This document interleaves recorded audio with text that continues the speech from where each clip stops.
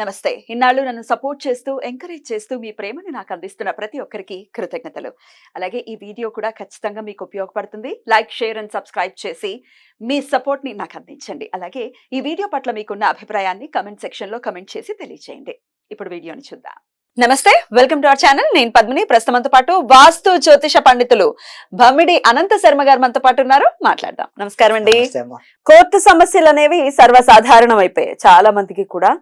రకరకాల కోర్టు సమస్యలు, భూ వివాదాలతో వచ్చినటువంటి సమస్య, లేకపోతే వైవాహిక జీవితం, డెఫినెట్ గా డివోర్స్ కేసెసా, లేకపోతే ఇంకా రకరకాలు ఉన్నాయి అసలు కేసులకు సంబంధించి.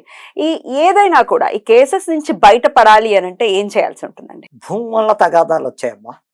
భూలో అన్నదమ్ములకో లేకపోతే వీళ్ళకో వాళ్ళకో వాళ్ళు వీళ్ళు తగాదాలు పెట్టుకోవడం, భూ సమస్యల వల్ల కోర్టుకి ఎక్కడం, దానివల్ల వీళ్ళు సఫర్ అవ్వడం, వాళ్ళు సఫర్ అవ్వడం. అలా కాకుండా ఇంట్లో నలుగురు కూర్చుని పరిష్కరించుకుని వీళ్ళు చేయవలసింది అంటే భూవారాహి దేవిని ఆవిడికి హోమాలు చేయించుకుని చక్కగా ఆ స్థలంలోనే కూడా చేయొచ్చు.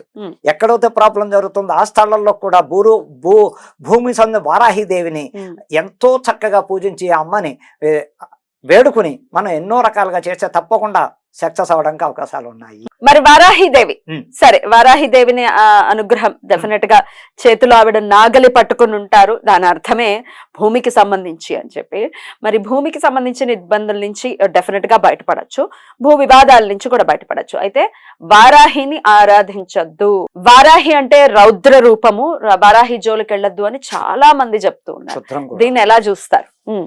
వారాహిదేవి ఎంత రుద్రమైనా, ఏ విధంగా ఉన్నా, ఆవిడ ఎన్ని రకాలుగా ఆదిపరాశక్తి రూపం చూపించినా ఎన్నైనా ఆ తల్లిని ఆచరించద్దు, పూజించద్దు అని ఏ శాస్త్రంలోని ఎక్కడ. చాలా మంది చెప్తున్నారు కదా, వాళ్ళ జోలికి వెళ్ళొద్దు, రౌద్రం జోలికి వెళ్ళొద్దు, ట్రాన్స్ఫార్మర్ లాంటి వాళ్ళ జోలికి వెళ్ళొద్దు అని అంటున్నారు. మరి మీరేమంటారు? మరి నేనేమంటానంటే అమ్మా, ఆరాధించడం తప్పు కాదే, ఆరాధించవద్దు అని ఎక్కడా లేదే, పురాణాల్లోనూ లేదు, శాస్త్రాల్లో ఎక్కడా లేదే. ఇవాళ కొత్తగా వీళ్ళు సృష్టిస్తున్నారు. వచ్చి వాళ్ళంతా కొత్తగా. మరి ఎందుకు ప్రతి చోట వారాహిదేవి దేవాలయాలు వెలుస్తున్నాయి? ఎందుకు లక్షల మంది వారాహిదేవి గుళ్ళకి సైడ్ ఎఫెక్ట్స్ ఉంటాయి అని చెప్తున్నారు. ఇప్పటిదాకా జరిగిన వాళ్ళలో నాకు తెలిసి జరిగిన వాళ్ళలో నేను చూడలే. నాకు తెలిసి నేనే డైలీ వారాహిని పూజిస్తా ఇంట్లో, పక్కా. ఎన్నాళ్ళ నుంచో వారాహి అంటే ప్రాణం నాకు. అలాంటిది అసలు ఒక శాస్త్రం తెలుసా, ఈ దేవుణ్ణి పూజించద్దు, ఆ దేవుణ్ణి పూజించద్దు అని ఎక్కడా లేదు. అక్కడ కష్టాన్ని బట్టి ఏ దేవత కాళ్ళు పట్టుకుంటే మనం బయటపడతాము. కోర్టు విషయాలు అవ్వచ్చు, కోర్టు విషయాల్లో ఇంకా పోని వారాహి దేవుని పక్కన పెడతాం. వారాహి దేవుని పక్కన పెడితే బాగా కోర్టు కేసుల్లో సక్సెస్ అవ్వాలంటే సుబ్రహ్మణ్యేశ్వరుడు పవర్ ఎక్కువ ఉంటుంది. కోర్టు తీర్పులు, భార్యాభర్తలు విడిపోయినా, ఈ భూ సమస్యలు వచ్చిన, భూకి ఆధారం సుబ్రహ్మణ్యేశ్వరుడే, భార్యాభర్తలు విడిపోవడానికి సుబ్రహ్మణ్యేశ్వరుడే, కుజుడు అధిపతి.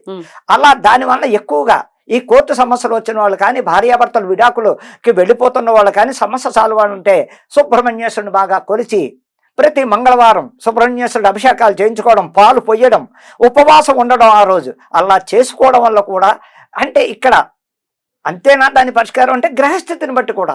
వ్యక్తిగత జాతకంలో వాళ్ళకి శుక్రదశ, బుధమహాదశ, లేకపోతే గురుమహాదశ అనేక దశలు జరుగుతున్నప్పుడు కూడా వీళ్ళు వెంటనే ఆ పవర్ చూపించి వాళ్ళు గట్టెక్కుతారు ఇలా చేయడం వల్ల. అలాగే దశ బాగున్న వాళ్ళకి లేటు ఫలితాలు వస్తాయి, కానీ సక్సెస్ అవ్వడం గ్యారంటీ. లేట్ అంటే ఎన్నాళ్ళు పట్టచ్చు? సుమారుగా అంచనా ప్రకారం గ్రహస్థితి బాగున్న వాళ్ళు ఉన్నారు. ఇంకా వీళ్ళు కలవరంటే ఇంకా కలవరు. జాతకంలో జాతక చక్రంలో ఉంటుంది. వీళ్ళు కలుస్తారా కలవరా అన్నది పక్క వ్యక్తిగత జాతకం. ఎక్కడ నవాంశ చక్రాన్ని, అంశ చక్రం చూడకూడదు ఎప్పుడు. నవాంశ చక్రం వివాహానికి సంబంధించింది, సంతానానికి సంబంధించింది. అప్పుడు ఆ వాళ్ళ జాతకం చక్కగా చూడి నిజంగా వీళ్ళు కలుస్తారా కలవరన్నప్పుడు ఇంక ఎదురు వెళ్ళకండి, హాయిగా విడాకులు తీసేసుకోండి, రోజు కొట్టుకుని తిట్టుకుని చచ్చి కన్నా ఇది బెటర్. అది ఫలితం. ఇంకా ఒకవేళ బాగుంది కలుస్తారు, ఏడాదైనా సరే వీళ్ళు కలవవలసిందే. అక్కడ కలిసేది ఉంది, విడిపోయేది లేదు, కష్టాలు పడతారు, కోర్టు కేసులు నగ్గుతారు, మళ్ళా భార్యాభర్తలు కలుస్తారంటే కనీసం ఏడాదిలో అయినా వాళ్ళు కలవవలసిందే, విడిపోవడానికి ఛాన్స్ లేదు అని చెప్పడం. భార్యాభర్తలకు సంబంధించిన కేసులు అనేకం అండి, అసలు చాలా ఇబ్బంది పడుతున్నారు. అటు ఆడవాళ్ళు ఇబ్బంది పెట్టేస్తున్నారు విపరీతంగా, మగవాళ్ళు ఆబ్వియస్ గా. తప్పుగా అనుకోవద్దు, 80% లేడీస్ ట్రబుల్ చేస్తున్నారు. నన్ను తిట్టండి, చెప్పి చూడండి, చాలా డేంజర్. మీరు తప్పుగా అనుకోవద్దు. ఎంత క్షోభ పెడుతున్నారంటే మామూలు నరకం కాదు అది. పడి వాళ్ళకి తెలుస్తాయి. అంటే మీకుందా అంటారు. చచ్చా, దేశంలో నేను ఎంతో మంది చూస్తున్నారు కాబట్టి దేశంలో అందరి ఇళ్ళకి పెడతాను కాబట్టి నా క్రైమ్స్ ఇళ్ళకి పెడతా అక్కడ వాళ్ళు ఏ రకంగా ఎలా టార్చర్లు పెడుతున్న కళ్ళంతో చూస్తున్నారు. సో పెట్టేస్తున్నారు అలా అని చెప్పి భర్త ఏమైనా పెద్ద టాపా అంటే వాడు కూడా తాగుబోతా వేయడం, ఇంట్లో ఉన్నంతసేపు ఓ టైపులో ప్రవర్తిస్తాడు, వీధిలోకి వెళ్ళాక వాడు ప్రవర్తన వాడు అమ్మాయిలతోటి జోదాలతోటి తాగుడుతోటి వేరు వేరు వేషాలు వేసి వాళ్ళు టార్చర్ పెట్టి వాళ్ళు ఉన్నారు. లేరు వీడు గొప్ప వాళ్ళు కాదు అన్న. ఇద్దరు అన్యోన్య దాంపత్య జీవితం కావాలంటే ఒకళ్ళ మాట ఒకళ్ళు అర్థం చేసుకుని వయసు వచ్చిన పిల్లలకి ఇబ్బంది రాకుండా వీళ్ళు ఉంటేనే అక్కడ పిల్లల భవిష్యత్తు బాగుంటుంది. వీళ్ళే వాళ్ళ కళ్ళ ముందు తిట్టుకుని కొట్టుకుంటే ఆ పిల్లల భవిష్యత్తు బయట లోకువైపోతారు. ఆ పిల్లలకి ఇంకా రక్షణ ఉండదు.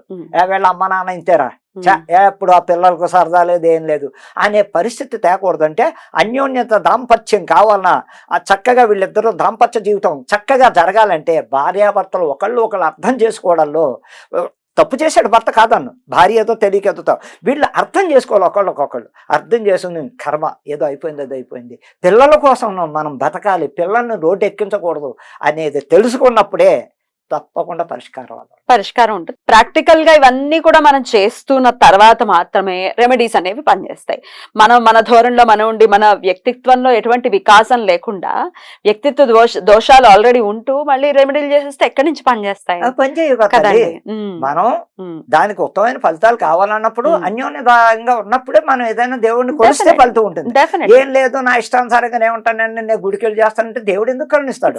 గాల్లో దీపం పెడతా అంటే మాత్రం కాపాడగలడు. దైవాన్ని మనం కోరుకుంటున్నాం ఏమని నా జీవితాన్ని, ఆ దైవానికి నువ్వు కరెక్ట్ రూట్ వెళ్ళలే, వాళ్ళని పక్కన పడేసి మనం అడ్డ రూట్ వెళ్ళి నువ్వు నన్ను కాపాడలే, నీ గుడికి ఎందుకు రావాలి, నీకెందుకు నేను నమస్కారం చేయాలి, ఇన్ని వ్రతాలు పూజలు చేశాను నన్ను నన్ను ఏం కాపాడు అంటే ఆ వ్రతాన్ని తగ్గట్టుగా ఆచరణ పాటించారా, ఏం చేశారని చెప్పి నిన్ను కాపాడాలి. ఇక్కడ ఇలా పూజ చేస్తుంటావు, ఫోన్లు మాట్లాడుతూ ఉంటావు, లేకపోతే ఎవరు వచ్చి తలుపు కొడితే లేచిపోయి మాట్లాడుతూ ఉంటాం. దానివల్ల మనలో శ్రద్ధ లేనప్పుడు ఆ దేవుడు ఎందుకు మనం చల్లని చూపు చూస్తాడు? చూడడు. అంతే. రైట్ అండి. అయితే ఇందాక వారాహి ఆరాధన అన్నారు కదా, ఎట్లా ఆరాధన అంటే సాత్వికంగా ఎలా ఆరాధన చేస్తాం? అమ్మా వారాహిదేవి కూడా ఉగ్రరూపం అంటారు. కొలిచివాడికి ఉగ్రరూపం కాదు, శాంతస్వరూపిణి. ఆవిడలో 2 రకాలు ఉన్నాయి. ఉగ్రం దాల్చిందంటే పతనానికి ఇంకా అతపాతాళాలు తొక్కేస్తుంది. ఆవిడని భక్తి శ్రద్ధలతో ఎటువంటి అంటే కోరికలు వద్దు, ఆవిడని ఆరాధిస్తే ఆ తల్లి తప్పకుండా చల్లగా చూస్తుంది. ఉగ్రం చూపించదు ఎవరికైనా సరే. అంటే ఇక్కడ కొన్ని రకాల ఆరాధన. ఇప్పుడు ఆరాధన ఎలా చెయ్యాలమ్మా అంటే శుచిగా శుభ్రతగా, అరిచెయ్యంత మించి ఫోటో ఉండకూడదు, చిన్న ఫోటో పెట్టుకోవచ్చు, విగ్రహం అసలు పెట్టకూడదు. అబ్బో రాతి ఇళ్లలో రాతి విగ్రహాలు అవ్వచ్చు, వెండి అవ్వచ్చు, ఇత్తడు అస్సలు విగ్రహం జోలికి దేవుడి మందిరంలోకి ఇలాంటి చేతులు దశమహావిద్యలు ఇవి తాంత్రికానికి సంబంధించినవి. వారాహి అనగా, ప్రత్యంగిరి అనగా, ధూమవతి అనగా, వజ్ర వైరేషన్ షోడశాని, బగళాముఖి, తార, త్రిపురాంతక, త్రిపుర భైరవ అనగా వీళ్ళంతా క్షుద్ర దేవత. ఈ క్షుద్ర దేవతల ఆరాధన వేరేగా ఉంటుంది. అలా అని చెప్పి మామూలుగా చేస్తే ఆవిడ శాంతి చెందదంటే ఉన్నాయి మార్గాలు చాలా ఉన్నాయి. కారణం చెప్తున్నా, ఆవిడ పూజ ఆరాధన చక్కగా అరిచేయంత ఫోటో, ఆ మహాతల్లి ఫోటో మంచి రోజు తిథివార నక్షత్రాలు చూసి తెచ్చిపెట్టుకుని ఈ ఎలా చెయ్యాలి అంటే శుచిత శుభ్రత, మంచి బట్ట కట్టుకుని చక్కటిగా జడ కాని ముడి కాని వేసుకుని శాస్త్రోత్తంగా కుంకుమ బొట్టు పెట్టుకుని అమ్మవారి దగ్గర ఆ నామాల పుస్తకం పెట్టుకుని చదువుకుని కుంకుమ వేస్తూ చదువుకుని నివేదన ఏదైనా ఇవ్వచ్చు. స్వీట్ అమ్మవార్లకి ఎక్కువ అంటే మన వాళ్ళ విషయాలకు వస్తులో చెప్తున్నా, ఎవరైనా చిత్రాన్నం పులిహార నివేదన ఇవ్వండి ఏది జరగదు. ఫస్ట్ అమ్మవారు పులిహార, తర్వాత మనం ఎన్ని రకాల స్వీట్లు చేసినా తప్పు లేదు. ఫస్ట్ నిమ్మకాయ చింతపండుతో చేసిన పులిహార చేసుకుంటే కోర్టు సమస్యలు, భూ సమస్యలు, ఇంటి సమస్యలు, భార్యాభర్త సమస్యలు అన్ని సాల్వ్ అవుతాయి. చాలా అద్భుతంగా వివరించారు. కృతజ్ఞతలు. నమస్కారం.